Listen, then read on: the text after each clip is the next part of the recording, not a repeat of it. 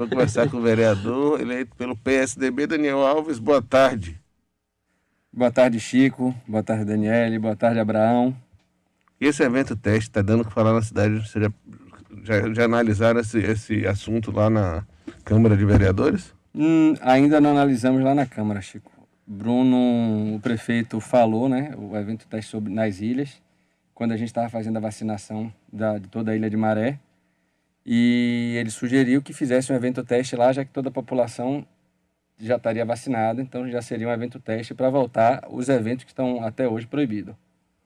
E você tem já uma opinião formada, você que representa aí também uma parte boa dos bares, dos restaurantes e do comércio da cidade? Chico, eu acho, até no início do ano, seu pai até me entrevistou, Mário, e eu falei que esse ano eram dois temas principais, Covid e retomada econômica. Então, em primeiro lugar, a gente tem que preservar as vidas, e agora você já tem um índice os indicadores eles já estão baixando muito na capital, e acho que já é o momento também da gente começar a falar da retomada econômica. Eu acho que tem que ser pensado, né? Qualquer planejamento ele demora um tempo, a gente não vai pensar em fazer um evento teste e o evento teste acontecer no outro dia. Então já tem que ser falado justamente até para se pensar nos protocolos que vão ser adotados para o evento. Agora a gente está conversando com o vereador Daniel Alves, que ingressou com a ação contra o governo federal para diminuir o intervalo que foi estabelecido da vacinação aqui com a Pfizer. Que o protocolo é conhecido no mundo todo e indicado pela Pfizer, é de 21 dias e que aqui no Brasil esse intervalo está sendo de 3 meses, né? Como é que está essa ação e qual é a situação? Porque eu vi também que no Maranhão eles conseguiram reverter e parece que está sendo feita com 21 dias de intervalo. Chico, até a minha ideia de entrar com essa ação popular é porque eu vi, em primeiro lugar, porque a bula diz que ela tem que ser em 21 dias, né? Todas as pesquisas que foram feitas pela Pfizer, toda a vacinação que foi feita no mundo inteiro foi com 21 dias. Depois você percebe que a população, quando toma a primeira dose, ela já acha que está imunizada completamente e já começa a se permitir mais, né? Consequentemente, você pode estar disseminando mais o vírus. Uma outra questão também, que nesses estudos que eu estava fazendo até para entrar com essa ação, mostrava que um dos argumentos levantados por infectologista é que por você ter um espaço maior de vacinação, né, você ficaria um tempo com a cobertura menor, você poderia inclusive estar dando possibilidade de novas variantes aparecerem. Então hoje o processo a gente já deu entrada, ele já está concluído para o despacho para o juiz e a gente está aguardando. Eu fiz hoje uma solicitação à Defensoria Pública da União para eles olharem o processo e ver se também eles participam desse processo comigo. O Ministério da Saúde já se manifestou sobre isso. Eu acho, inclusive, muito curioso, porque nós temos aí a maior dificuldade em aprovar uma vacina no país, em trazer qualquer tipo de coisa fora do padrão, que não tenha sido ainda especificado pela Anvisa, e quando tem uma especificação pelos testes e por tudo que foi aplicado, se resolve aumentar esse intervalo e define por uma outra forma de imunização. Eles se baseiam numa pesquisa que foi feita em Londres, que foi feita com, acho, salvo engano, 175 pessoas acima de 80 anos. Então a amostragem comparada com todo o processo que a Pfizer fez no mundo inteiro para 21 dias, a diferença é gritante, né? Não sou nenhum especialista nessa área de vírus, mas fica um pouco claro até quando você vê uma pesquisa da Pfizer e uma outra pesquisa de uma amostragem muito menor. Hoje Salvador teve que suspender de novo a vacinação por chegada, por não chegar de dose aí. Tem alguma previsão? Você está acompanhando isso? Sei que você é muito amigo do secretário municipal de saúde, Léo Prates, com quem você trabalhou muito tempo, então pode ser que você tenha informação para a gente. Não tem. A informação ela vem do governo federal, está chegando na minha data, né? Eu imaginei que eu estaria tomando a vacina agora, chegando nos 40, mas não tenho nenhuma previsão, não. Mas posso perguntar e depois trazer essa informação, se existe alguma previsão de novos lotes chegando. Eu recebi até uma foto hoje de um sujeito que foi se vacinar. Olha, ele aproveitou lá e está dizendo ali na foto, ó, vendo o quê? Uma maré, com ar-condicionado, direção hidráulica, trio elétrico. É Fala brincadeira, né? sério, rapaz. Ele levou o cartaz, olha aí no Meu YouTube da gente. Isso é que aproveitar o espaço, né? Tá aí, rapaz. Vidro elétrico, trava elétrica, maré, já é piada. É brincadeira, né? O sujeito ontem tomou a seringa, jogou no braço dele, se vacinou. Brincadeira. É autovacinação, mas vai, Daniele, por favor. Vou. Olá, muito boa tarde. Boa tarde. Então, a outra pauta que você levanta muito é a questão da venda de bebidas alcoólicas. Não só da venda, mas assim, de olhar pelo setor econômico, setor de bares e restaurantes.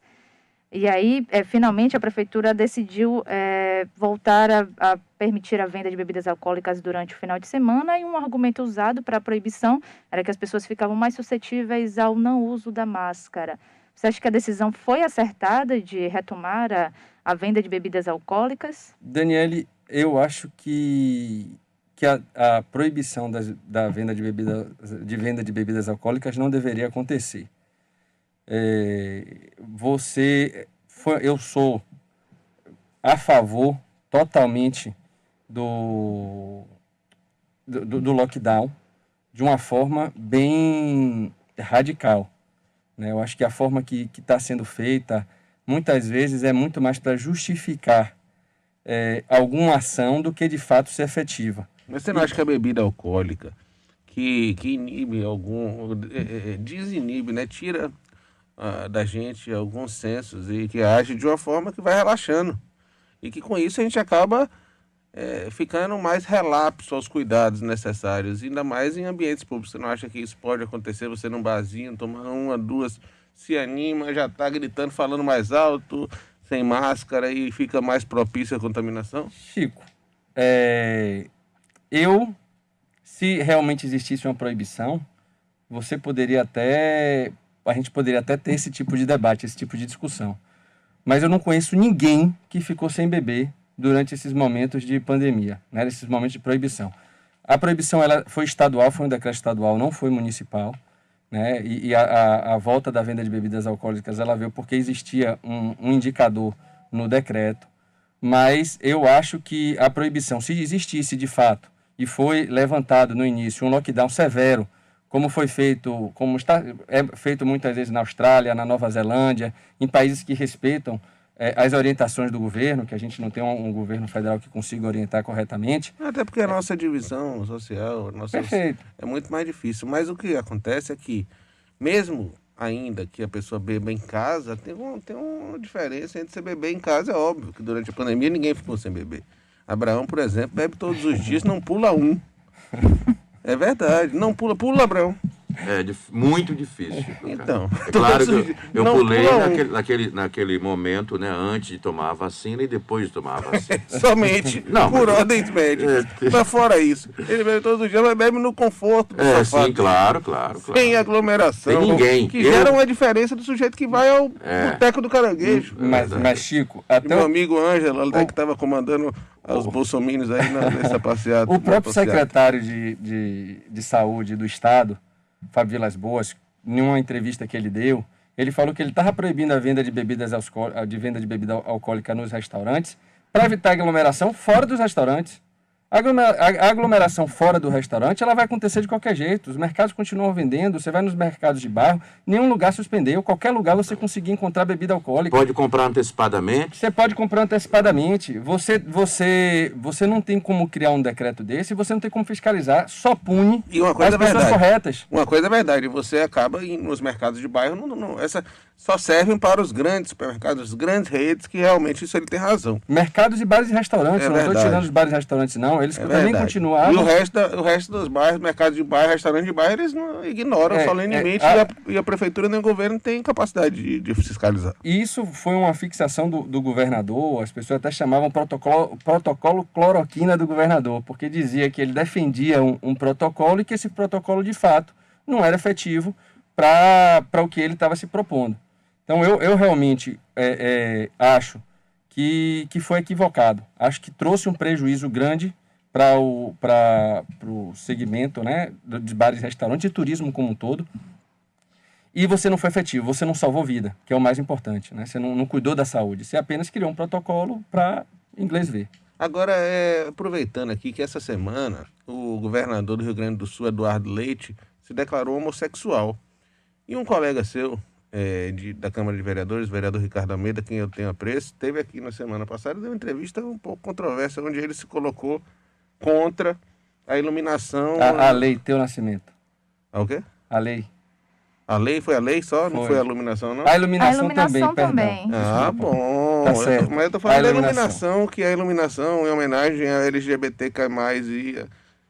Eu acho que ia mais. Que ia mais, pronto. É que vai crescendo. Eu esqueço a letra. Agora o mais é para isso, para agregar mais, todo mundo. Pronto. Então, como é que você entende, como é que você enxerga essa coisa e sua posição? A minha posição, eu sou totalmente a favor da iluminação. Do mesmo jeito que teve a tentativa de revogação da lei, e eu votei contra a revogação. O Ricardo foi o relator, que é meu amigo. Hoje é o vereador que eu mais converso, que eu mais tenho uma excelente relação. Mas temos uma divergência muito grande de pensamento. Né? Ele tem um pensamento dele, eu tenho o meu. Eu acredito que qualquer forma seja uma iluminação na Câmara, que possa chamar atenção para todo preconceito que o público LGBTQIA+ sofre, eu acho válido. Então, eu discordo completamente de Ricardo, entendo a posição, como eu estava ouvindo na rádio antes, o direito de se expressar todo mundo tem, de concordar, de eu concordar. Que é diferente, aí pode quebrar o cacete. E você deu uma apertada nele? Eu dei uma apertada. Ela ficou estressada. Não fiquei estressada, não fiquei chateada, não. Cristiane, não. Por favor. Ficou virada no cabrunco, pronto. Obrigado. Você deu uma apertada, mas foi bom, é bom apertar. Tem que apertar, claro. Porque assim, é uma lei que já existe, apertar, já está em vigor, não é contra uma agora. nova lei específica, né? Justamente para que essa lei deixe de existir. Ele usou termos como subjetividade na aplicação da lei. Você acha que há uma subjetividade, que há alguma falha na aplicação dessa lei? Eu acho que quase, se não todas as leis são subjetivas, né? Cabe a interpretação da lei. Então, eu acho que não. Acho que já existe, como você mesmo disse no dia, o crime, né? Da homofobia. E tem lá, óbvio, é até o que eu falo, porque isso impacta um pouco, como ele, até no dia no dia que ele fez o discurso dele, ele até falou dos bares e restaurantes. Você acha justo? Não. Do mesmo jeito que eu sou a favor da lei, que se tenha lei, né, que se proteja o público LGBTQIA+, eu também, no dia que algum deles, do público, se utilizarem dessa lei de uma forma errada, eu vou estar do outro lado indo contra eles, porque eu acho que a gente tem que ser justo. Assim como outros crimes, né, que Perfeitamente. vêm a utilizar como alguma forma de tentar utilizar a lei para outros fins, né? Qualquer outro tipo de crime, não é só o da homofobia. Perfeito. Mas voltando aqui ao protocolo, que você estava falando de alguns protocolos cloroquina, né, que não tem uma lógica. Conversei em outro programa com uma moça do setor audiovisual, ou seja, o setor cultural de entretenimento, que ela atualmente trabalha nos Estados Unidos. E aí ela falou que no ano passado, em 2020, eles ficaram até junho sem trabalhar, completamente fechados, até que se estabelecesse um protocolo claro para a retomada das atividades. Aqui no nosso contexto em Salvador, a gente sabe que nesse momento a gente está muito independente, né? Os prefeitos e governadores estão muito independentes do governo federal. E aqui em Salvador a gente já tem... Como é que vocês dialogam dentro da Câmara para estabelecer protocolos que realmente funcionem, né? Que são estudados? Como é que funciona isso? Os protocolos, eles são definidos até pela própria prefeitura. Né? Cabe a gente, como representante de determinados segmentos, questionar esses protocolos. Né? No início, até se pedia que usasse face shield, que usasse máscara. Muitas vezes, no dia a dia, por exemplo, um garçom, ele tinha que levantar o face shield e tirar a máscara porque ele tinha que falar e o cliente tinha que entender. Então, eu acho que todo protocolo ele parte também de uma ideia, e durante a implantação dele você tem que ter alguns ajustes para que ele de fato ocorra e que funcione. Então, eu acho que tem que ser os protocolos, tem que ser bem definidos, tem que ser seguidos os protocolos, e quem não seguir tem que ser punido. Porque isso é o mais importante, que você preserve a vida, né, junto com os protocolos bem estabelecidos.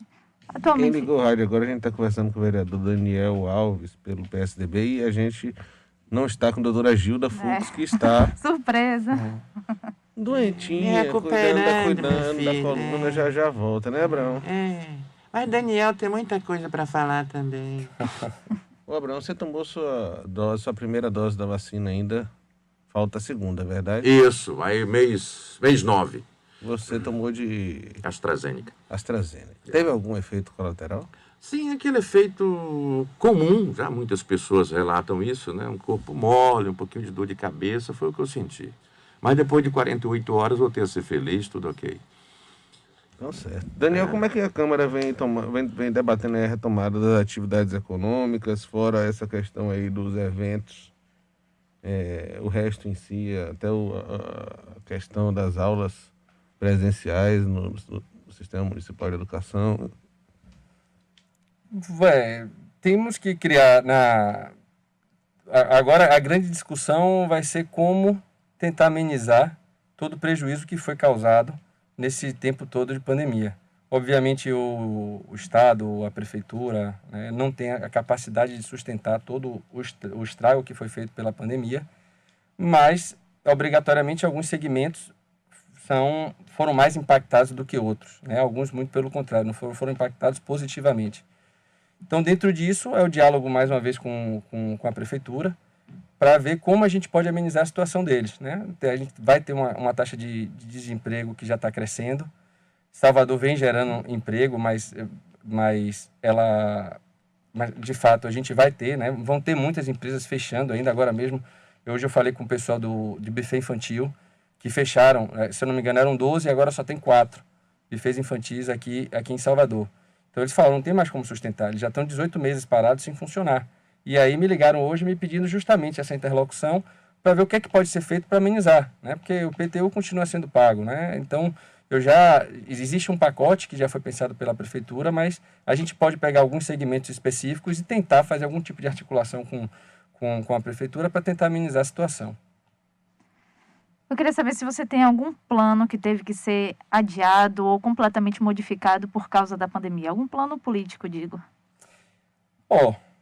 Tivemos, né? Infelizmente, a Câmara Municipal perdeu 2 vereadores logo no início do ano. E isso, de certa forma, impactou a todos nós, né? Todos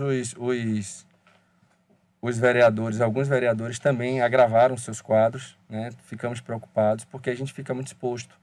A gente fica exposto porque a gente recebe muitas pessoas no gabinete, porque a gente, de fato, tem que ir nos locais ver o que está acontecendo. Então, eu te digo que os meus primeiros 6 meses, como vereador, não foram 6 meses ideais. A Prefeitura, com muita dificuldade de dar provimento a todos os pedidos que a gente faz, de melhoria das comunidades. Então, eu te digo que, para mim, foram, não vou dizer frustrantes, porque realmente eu vim de uma vitória, mas não foi o que eu idealizei nesses primeiros 6 meses. Foram muito difíceis. A entrevista que Chico citou, né, a Mário, que o prefeito Bruno Reis deu, ele falou da saudade que ele tem das entregas pessoais à população, né, de estar ali no calor humano, etc. E aí, como é que funciona o diálogo com a população nesse período? Porque, assim, para trabalhar, a gente sabe que ficou um tempo de home office, né? A Câmara ainda está de home office? Ou A gente chama de híbrido, né? Você sim. tem as sessões híbridas, que você pode ir presencial, eu faço questão de ir presencial. Não que, óbvio, eu sou mais jovem, né? Você tem total vereadores com mais flex idade. ou é híbrido? É híbrido. E por alguns momentos da pandemia se suspendeu o atendimento no gabinete dos vereadores. Em fevereiro, começou janeiro, fevereiro suspendeu, aí depois retomou, aí depois os indicadores voltaram a subir e suspendeu novamente. E você usa as redes sociais para se comunicar com a população? Como é que funciona? Como é que tem funcionado isso? Eu uso as redes sociais. Eu saí candidato muito em cima da hora, né? Minha história não trabalhava, eu trabalhava com Léo Prates, né? Fui chefe de gabinete de Léo Prates e eu nunca tinha trabalhado minhas redes sociais. Mas hoje eu acho que a rede social é a ferramenta principal para a prestação de contas do político.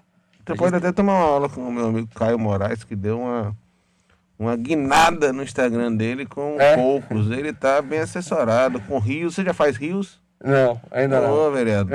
Eu vou ligar. Não me decepcione. Ligue pra Caio. Fale, Caio, Chico me disse que você tá bom desse negócio de Instagram, que ele acompanha seu Instagram pra eu te dar umas dicas. Você vai melhorar muito. Vou sair daqui, eu vou ligar pra Caio. Ver quem é que tá fazendo o Instagram dele. Pronto. Peça essa assessoria que você vai se dar bem. Você vai ver como o sujeito deu uma guinada, tá bombando. Eu posso fazer uma dancinha no TikTok, né? Dancinha. Vem aqui Dancinha entrevista não, no Jornal da Cidade. Essa daí, ó. Não exagera. Ficou aparecendo as coisas. Essa é Essa eu verdade. fico com vergonha. Eu tenho assessoria, né, de comunicação.